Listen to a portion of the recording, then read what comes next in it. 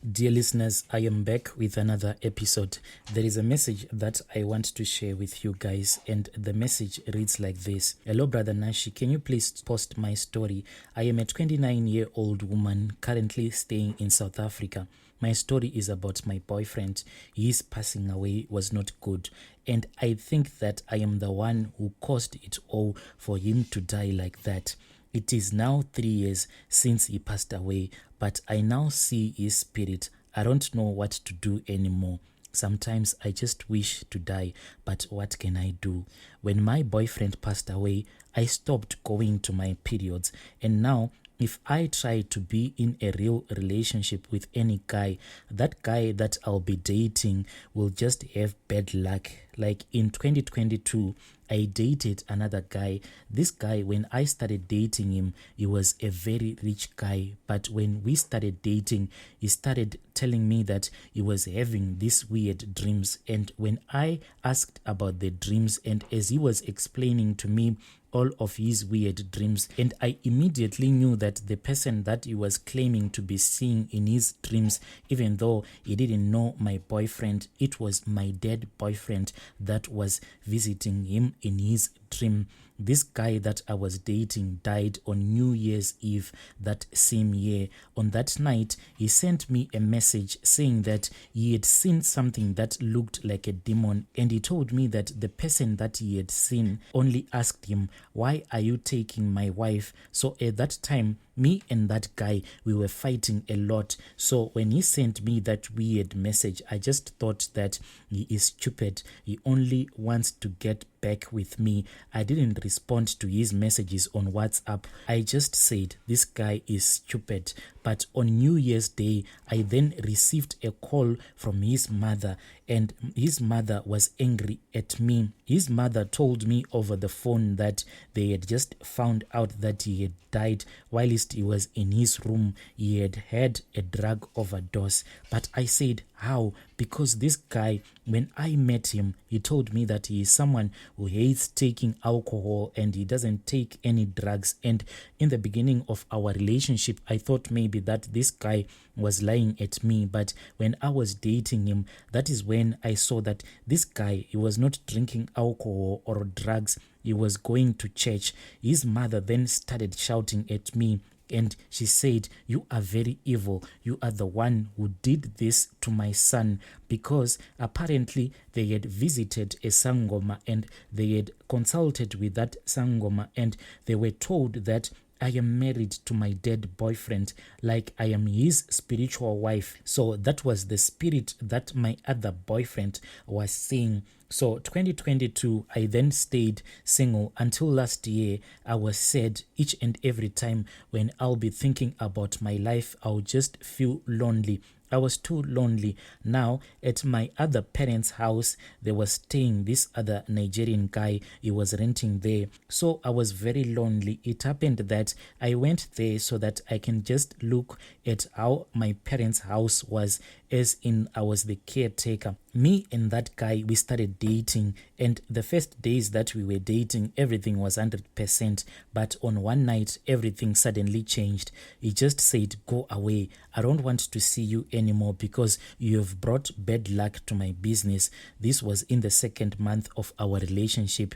He told me that he started having bad luck, and as he was asking his friends, that is when they found out that I am the one who has been bringing this bad luck in his life, because before he had started dating me, everything was going well in his business. So this guy, he was selling second-hand cars, and on this other day, he was robbed 3 cars on the same day. People came to his garage and they all pretended as if they didn't know each other. The first one bought the first car, then the second one bought another car, then the third guy bought another car, then the third one bought another car. So as he was busy processing the papers, because these guys, they came to him and they bought the cars using cash. As he was busy processing the papers, that is when another car came. Then those people who came at his garage, they took out guns, and then the guys that had bought the cars, they claimed that since they had already given him the money, the cars belonged to them. They went with his cars. So he blamed me. He said that even the first week that we started sleeping together, he saw a man, something was in his room, and that thing suddenly disappeared. Now I am single again. On my first boyfriend's funeral, his mother and his sister called me into another room. When I went into that room, they took out a wet towel.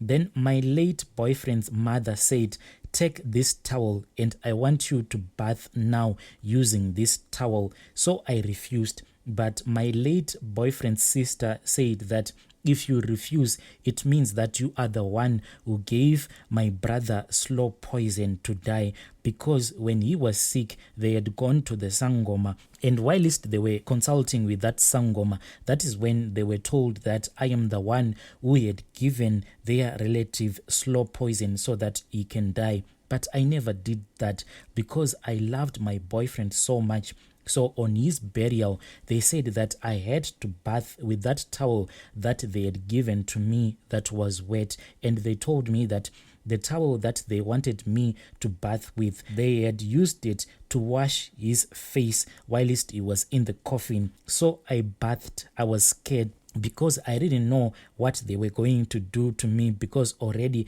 they had locked the room and they had given me a bucket to wash. So I took that towel that they had used to wash my late boyfriend's face whilst he was in the coffin. I took the towel, then I started bathing. They said, "Don't use soap or anything, just bath without soap, only water." And after I had finished bathing, his sister went out of the room and she came back with a glass of water, which they took when they were washing my late boyfriend whilst he was in the coffin. And my late boyfriend's sister said, "Here, take this glass of water and wash your face and do not dry your face." So I did this because I was scared and I wanted to prove that I was not responsible for the death of my boyfriend, because I loved him so much. All of these things, I did them, but I was crying because at that time when they were forcing me to do all of these things, I was pregnant. After that, I started bleeding, and after a month, the nurse said that the baby is already dead, and they did an operation on me. This is my story, my brother. I am tired of this bad luck. I once went to this other guy, but this guy is a Zim guy. This guy, he was doing a prophet church. These churches that are wearing white garments, they pray whilst underneath the tree. But when I visited this Zim guy, he said, "I can't help you here because there is a dead man that is walking with you." He said, "For me to help you, you have to go and call your dead boyfriend's mother so that she can undo whatever she did on you. She is the one who can remove this bad luck and let the spirit of your boyfriend that died rest." But when I went with my parents to my in-laws' house, my own mother tried to speak with them at first. They said, "It is okay. We are going to accompany you, our daughter-in-law, to that prophet." They said it was okay, but they said they can only accompany me to that prophet if only I was going to take my boyfriend's clothes, some of them that he used to love to wear when he was still alive. I agreed, so I packed some of my late boyfriend's clothes, the ones that he used to love to wear when he was still alive. I put them in a small monarch. Then I also took his shoes and his suit, and I returned back home with that small monarch that had my late boyfriend's clothes, the suit and the shoes. But on the day that we were supposed to go together as a family to that prophet, my mother-in-law just called and she said, "We can't go with you to that prophet because we know that you are a witch." Now I am stuck. I don't know what to do. Is there anyone who can help me? Dear listeners, right there was a message that I received from our dear sister. Please let us speak with her in the comment section. Such a sad story. I'll be back with another episode.